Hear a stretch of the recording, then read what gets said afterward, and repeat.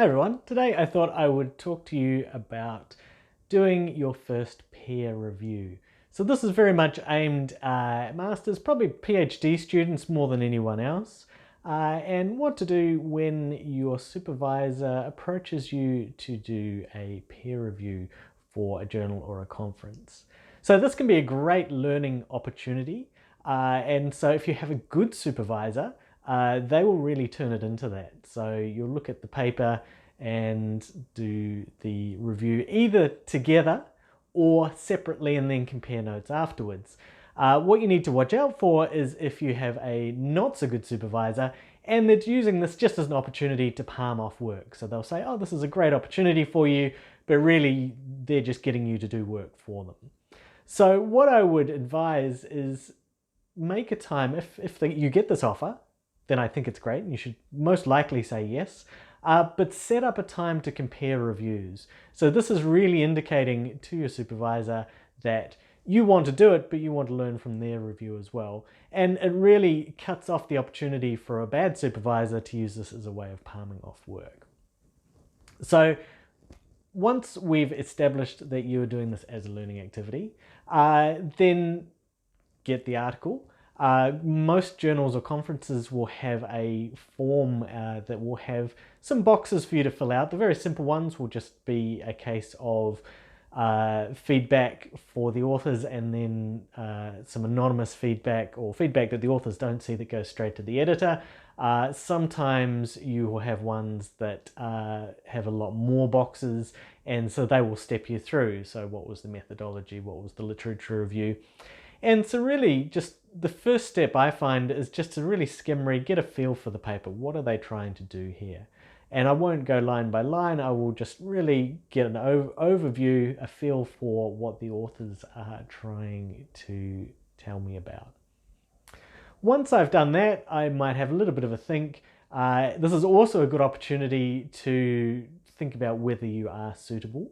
And you don't need to be exactly the same domain and like right down to the specifics, but you do need to have sufficient expertise that you can look at this with an expert eye. So me as a statistician, I can look at the statistics. I have worked in a number of different domains, so something that was in business, something that was in education, something that was in sociology, I would be very comfortable with.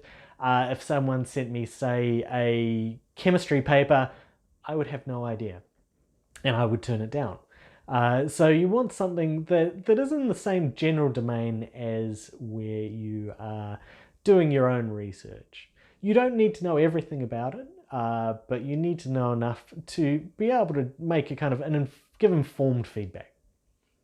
So now that you've skim read it, you've established, yes, I know enough, and keep in mind as a PhD student, PhD students often have some imposter syndrome. So you may think, oh, well, I'm just a PhD student, I don't really know enough of anything. But actually you do, and this is going to be a really great way for you to learn. Also to see the other side of when you start writing and submitting your own papers, what's going to be happening to them. So then we want to step through a second time, this time with a little bit more detail, and it's great if you do catch things like typos, but you are not a proofreader. So if you do notice things, note them down. And it's really helpful to be specific on this. I've had bad reviews where they've said, oh, there were some typos. I didn't see any. So being specific, saying, well, in page 2, paragraph 3, line whatever. Some journals actually will give you a draft which has line numbers, which is really helpful for this. So be specific. This is where the error is. This is what the error is. If there is a lot of them, then do the first few and then say, well, I recommend that maybe this paper is proofread. But proofreading is not your primary job. Your primary job is to look at the value of what is written, whether the appropriate literature has been referenced and mentioned, and also whether the methodology is sound and whether that then lines up with what is found. So is this useful and has it been well done? And there are different degrees of this, and different journals might have different levels of rigor. But really those are the things that you were looking for. it may be that your expertise is more in one part than the other.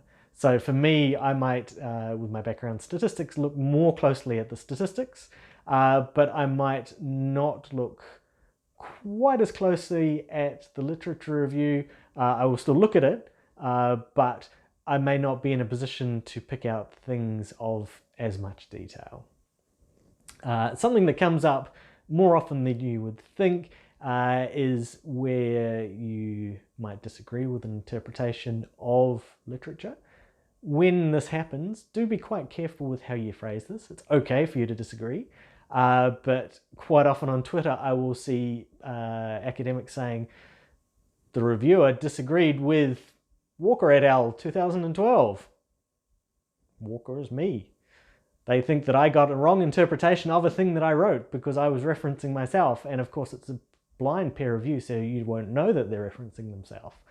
But just be a little bit wary about saying something too blatant about someone not understanding, because every so often they could be actually self-referencing themselves. If you are not a methodology expert, then again, don't kind of assume or guess or say things. I once upon a time had a really weird review where they said something about the statistics didn't make sense to them, and so therefore I should get a statistics expert to look at it. And I thought, well, with my master's and my PhD in statistics, and this was fairly basic stuff that was getting presented, actually I think it is presented okay, but the reviewer was clearly, and particularly how they phrased some of their other things, didn't really have much of a clue about the statistics, and so they were kind of having a bit of a stab at it.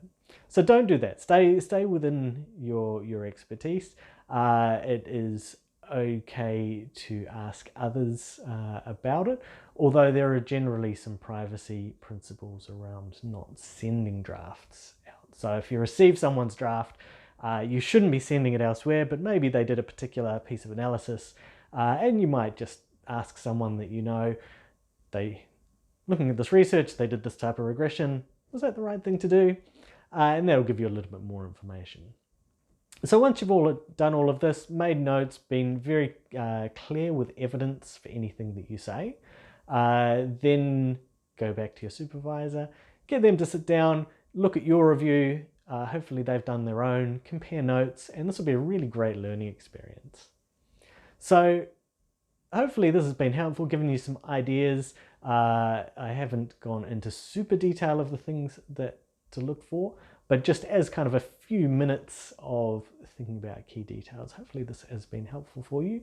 Hopefully you find the reviewing process to be quite interesting. It's quite interesting to see what other people are writing and submitting, so I quite like it myself. And good luck with your review.